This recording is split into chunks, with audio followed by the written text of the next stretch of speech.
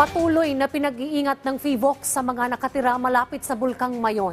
Sa programang Bagong Pilipinas ngayon, sinabi ni PHIVOLCS Director Dr. Teresito Bacolcol na posibleng umabot pa ng ilang linggo ang effusive eruption ng bulkan at posibleng magkaroon ng lahar. Hindi rin isinasantabi ng PHIVOLCS ang maliit na posibilidad ng pagsabog ng Bulkang Mayon. Nauna nang tiniyak ng OCD ang tulong sa mga apektadong residente kasabay sa patuloy na pag-aalboroto ng bulkan.